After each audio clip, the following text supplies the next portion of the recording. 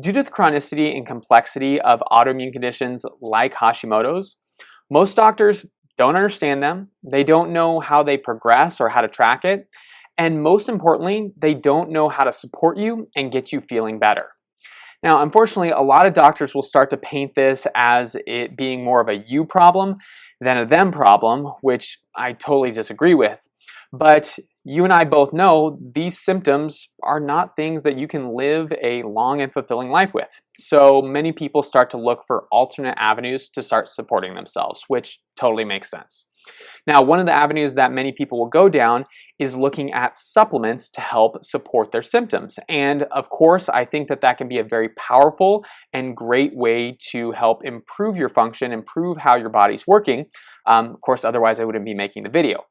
However, a lot of people don't have a plan going into it. And so instead of creating structure, they're grabbing a little information from the internet over here, maybe taking a little bit of advice from friend over here, and suddenly you're taking 20 different supplements and you really don't know which ones are working for you and which ones aren't.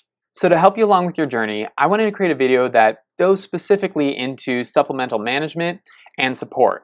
That way you can be more efficient with your time, your effort, maybe save a little bit of money, and most importantly, see some positive changes and improvements in your symptoms.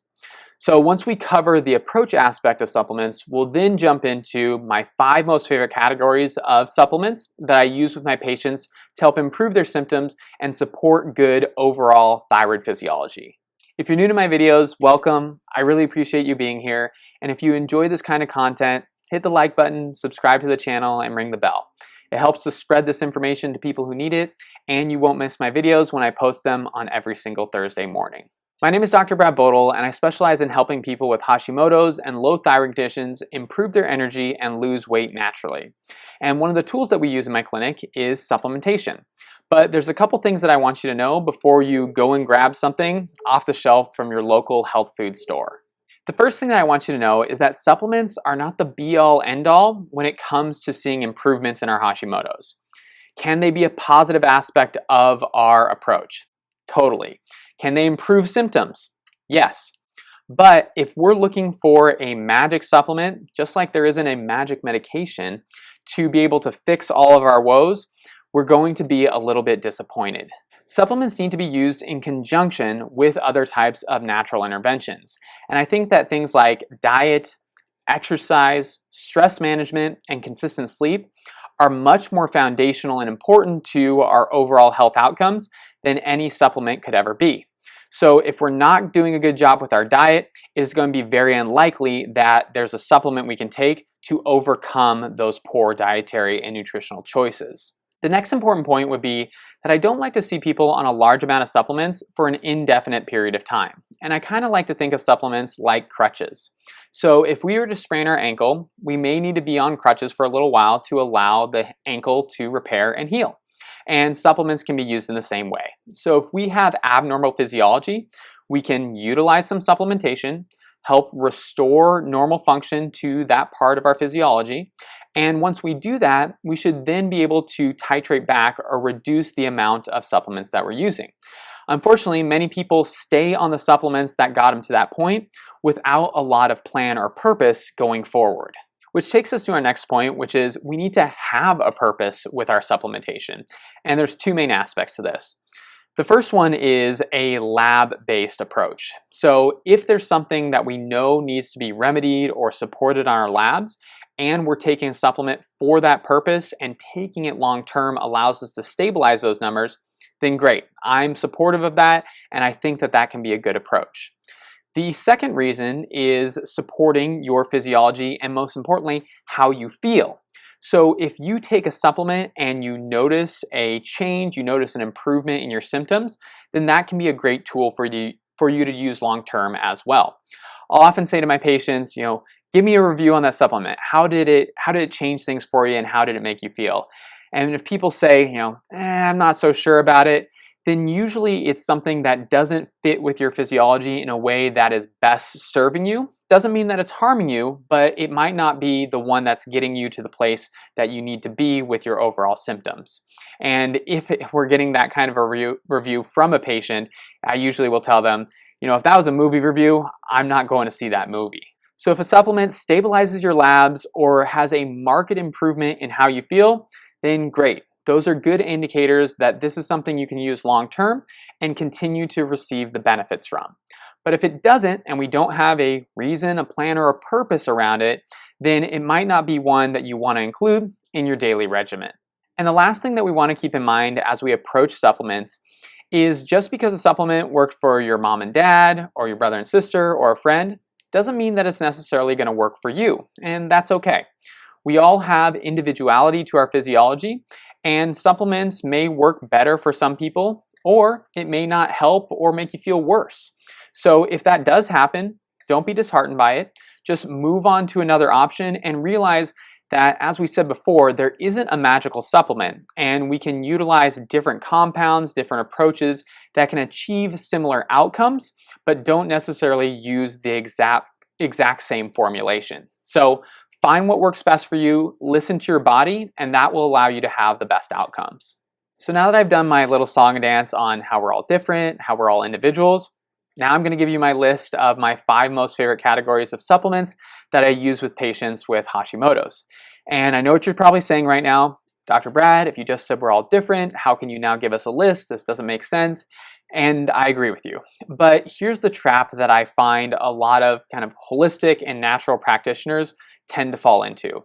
So because the medical system tends to treat everyone as exactly the same, there's then been a pushback against that to make sure that everyone is treated individually. And I definitely think that there's a lot of importance to that. And I think that for a lot of people, the devil is in the details, and it's the nuances that allow us to make a lot of changes. But to some degree, when we do that, we then risk providing no information for people, no helpful stepping stones, because we say, oh, well, I can't give you any tidbits, I can't give you any advice because I don't know who you are as an individual person. So there are some general rules that we can use and some general guidelines that we can give you to at least start thinking about these things and get you on the right track, and then you can do a little bit of self-experimentation from there. So if that sounds fair to you and sounds like a reasonable approach, let's jump into things with our first category, which is anti-inflammatory support, specifically curcumin. Now, curcumin is one of the more anti-inflammatory compounds within the turmeric root. And if you have any experience with the natural healthcare world, you will likely have run into curcumin before. The reason being is it is very well researched, it is very well documented, and we know that it can impact a number of different parts of our physiology. And I think it's always a benefit to us if we can check multiple boxes with one particular supplement, and turmeric or curcumin does a very good job with that. Now, the reason why anti-inflammatory support is so critical to Hashimoto's is because one of the hallmarks of autoimmunity is unregulated inflammatory loops. Meaning, whenever we're exposed to an allergen, an irritant, an infectious bug, or if we're injured, it's normal for us to have an inflammatory response. But once the threat is removed, we should then be able to dampen those inflammatory cytokines down and restore normal function to our body. But in the case of autoimmunity, that doesn't happen, and inflammation perpetuates inflammation.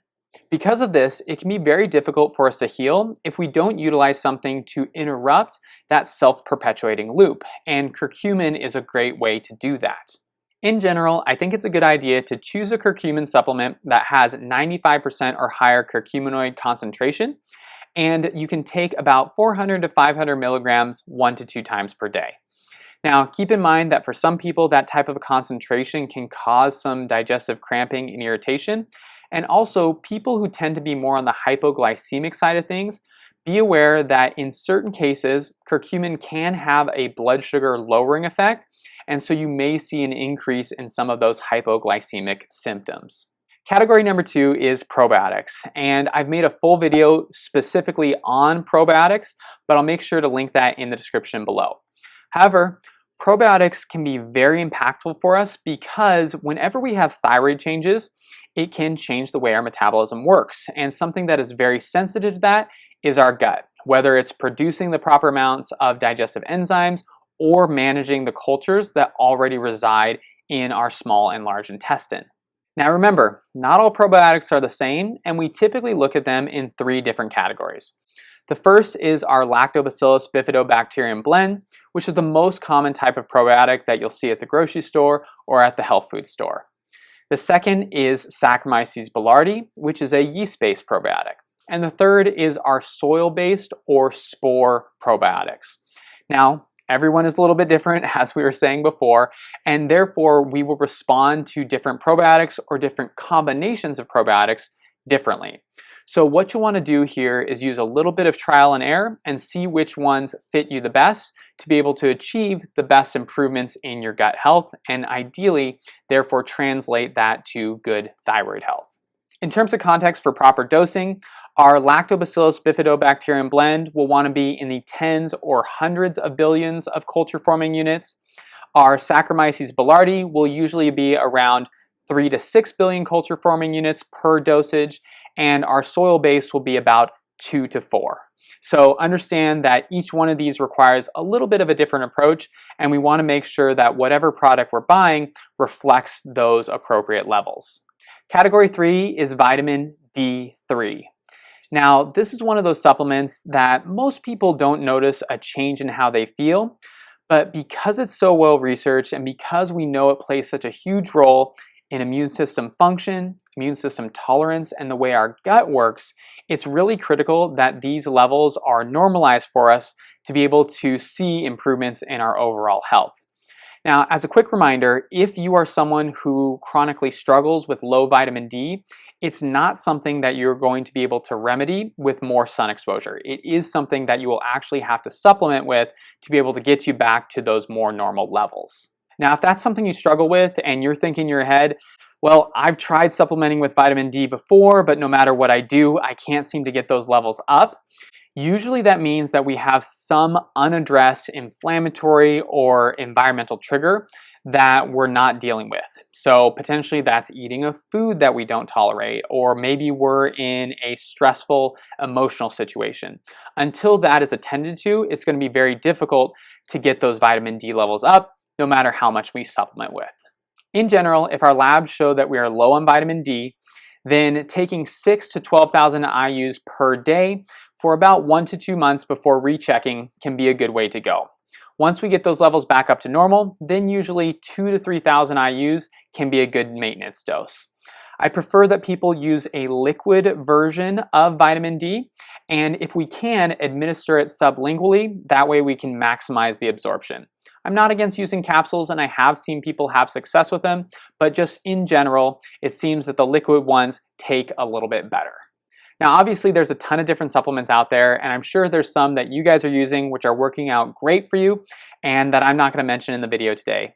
So leave me a comment below and let me know what your favorite supplement is and what sort of improvements that it's helped you with. Moving on to our next category, which is category number 4, we're going to cover electrolytes, specifically magnesium.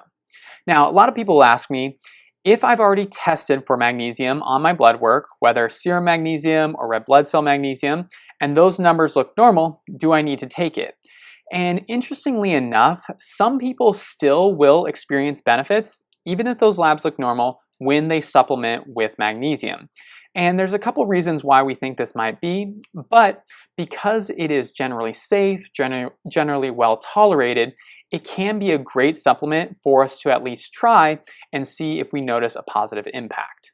I recommend magnesium to my patients for a whole host of reasons, whether it's to improve and stabilize brain health, allow them to feel more calm in the evenings and go to sleep easier, improve gastrointestinal motility, or even help out with hormone detoxification.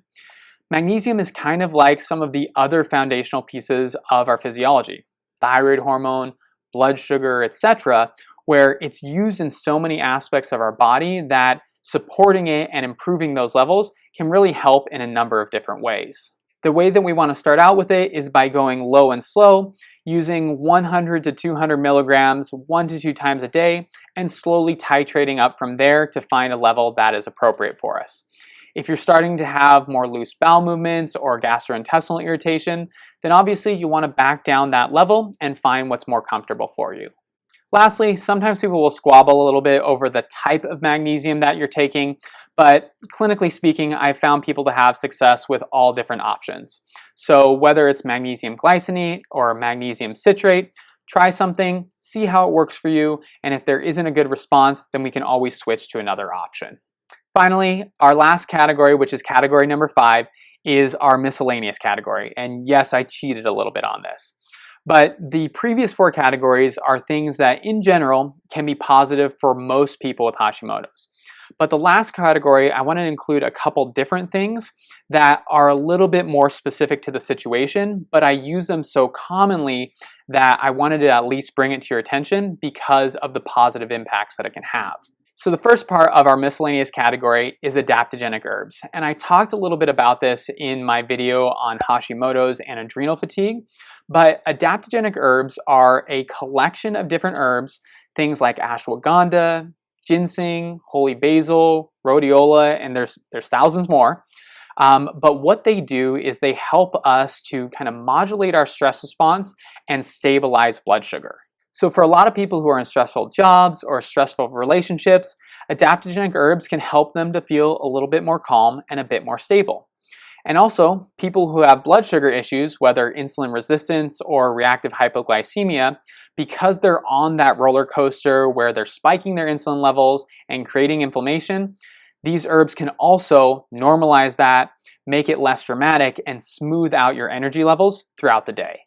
Either of those situations can be a trigger for our immune system. So if we can reduce the severity of those issues, then it really allows us to help support thyroid function and manage the inflammatory load. The last supplement of our last category, yes, we made it, thanks for hanging with me, is iron. Now, there's 2 contributing reasons here. One is that we can tend to have low iron if we don't have good gut function and we're not absorbing things like we should. And the other reason is a lot of times for women with thyroid issues, they also have changes in sex hormones. And so that can cause fluctuations in your menstruation and your overall cycle patterns.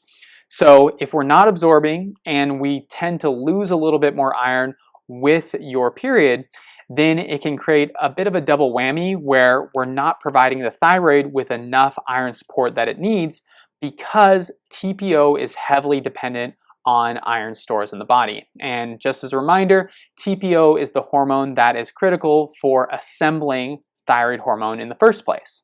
Now, this is a situation where there is a form of iron that I like, which is ferrous bisglycinate. And that's not necessarily because it's more absorbable, at least the research doesn't show it to be, but it seems to be a little better tolerated.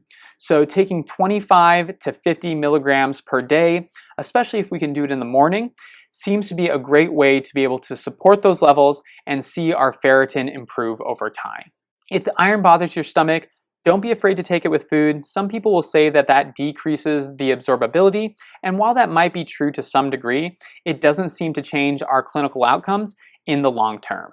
But if you really need iron and no matter what you do, it seems to bother your system, even if you're reducing the dose or taking with food, the other option would be to get it in whole food form. And a great option for that is consuming something like beef liver, which I know is everyone's favorite food. But if it's not something that you like to cook, you can always get it in a capsule form. So to quickly review the categories of supplements that can be a great starting point for you to help start making some changes with your thyroid. The first category is anti-inflammatory support like curcumin. Next is probiotic support that is specific to your gut and your needs. Third is vitamin D. Fourth is magnesium. And fifth is our fun miscellaneous category, which is a bit more as needed, which can include things like adaptogenic herbs and iron support. If you enjoyed these tips, but you're looking to combine supplemental strategies with a robust dietary approach, make sure you check out my free guide, which is 109 foods to boost your thyroid and improve your energy. It's a list of foods that we should and shouldn't be eating, and I use it with my patients every single day as a starting point to very quickly and efficiently start making changes. And you can grab that at the link in the description box below. As always, you guys, thanks so much for watching. I love having you here. Hit the like button, subscribe to the channel if you haven't done so already. My name is Dr. Brad Bodle, and I'll see you guys in the next video. Take care.